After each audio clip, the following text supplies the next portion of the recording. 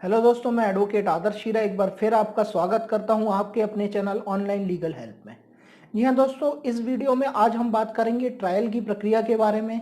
क्या होता है ट्रायल? एक बार आपकी इन्वेस्टिगेशन कंप्लीट हो गया, इंक्वायरी कंप्लीट हो गई, उसके बाद आपका ट्रायल चालू होता है। मान लीजिए आपने किसी तरह का कोई ऑफेंस किया है, तो क्या प्रक्रिया होती है, किस तरह से आपको दोषी सिद्ध किया जा सकता है। दोस्तों, इस पूरी प्रक्रिया के बारे में इस वीडियो में आज हम बात करेंगे। चैनल पे आप बने रहिए दोस्तों। सबसे पहले बात करते हैं दोस्तों, ये ट्रायल होता क्या है, ट्रायल की प्रक्रिया क्या होती है दोस्तों। तो ट्रायल जो शब्द है दोस्तों, ये कहीं पर भी डिफाइन नहीं किया गया है दोस्तों। जी हाँ, को सीआरपीसी में इस शब्द को कहीं भी डिफाइन नहीं किया गया है, आप इसकी कहीं भी परिभाषा नहीं पाएंगे।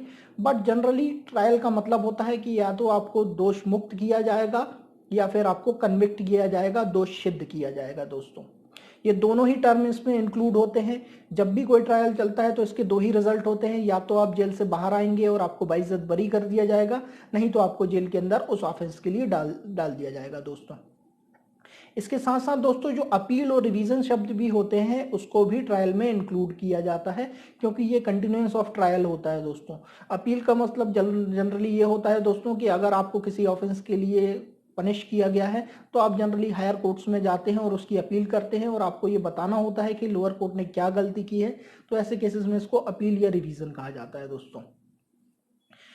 दोस्तों, ये जो ट्रायल होता है इसका बेसिकली पर्पस होता है कि जो एविडेंसेस है उनको स्कैन करना है। जी हाँ दोस्तों, कंप्लीट एविडेंसेस को वो स्कैन करता है, देखता है कि वो कितनी सत्यता है उनमें, और इन सबको इकट्ठा करने के बाद, रिकॉर्ड करने के बाद, लिखने के बाद, और सारे जो भी आपके डॉक्यूमेंट्स है या आपने प्रोड्यूस किए हैं या सरकारी वकील प्रोसिक्यूशन ने प्रोड्यूस किए हैं, इन सब को देखने के बाद कोर्ट अपना निर्णय सुनाता है कि आपको जेल में अंदर रहना है या जेल से बाहर रहना है दोस्तों।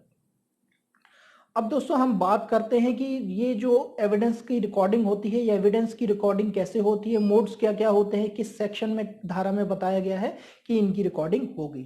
जी हाँ दोस्तों, सेक्शन 272 से सेक्शन 283 तक हमें बताया गया है कि एविडेंस की रिकॉर्डिंग कैसे होगी।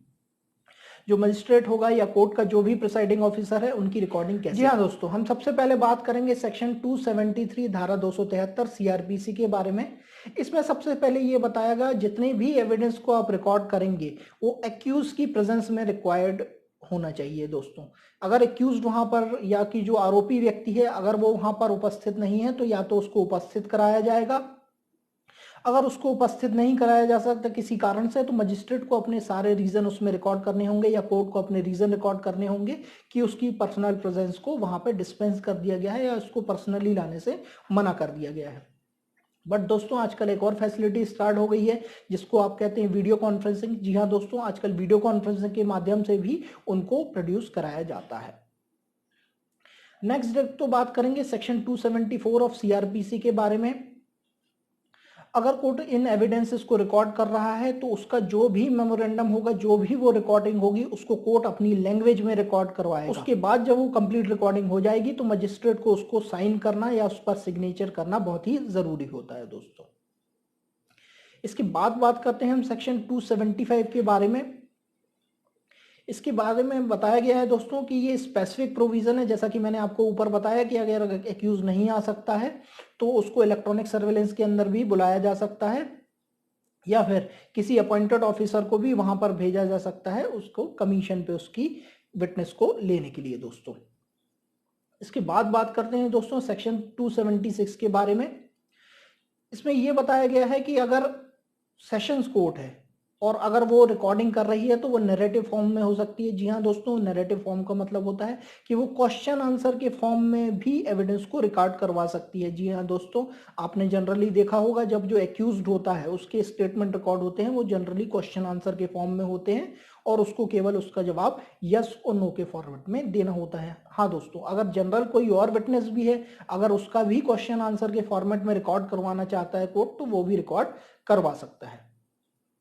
नेक्स्ट बात करते हैं दोस्तों सेक्शन 278 के बारे में। जी हाँ दोस्तों, सेक्शन 278 सीआरपीसी में ये क्लियरली बताया गया है कि जितने भी रिकॉर्ड होंगे स्टेटमेंट उस विटनेस को पढ़कर कंप्लीटली उस कोर्ट में सुनाया जाता है, या फिर उसके रीडर को वो सारी चीजें सुनाई जाती हैं, और उसके बाद अगर उसमें कुछ करेक्शन है तो उसमें कुछ करेक्शन किए जाते हैं, और उस करेक्शन के बाद उसके वहां पर सिग्नेचर भी कराए जाते हैं दोस्तों।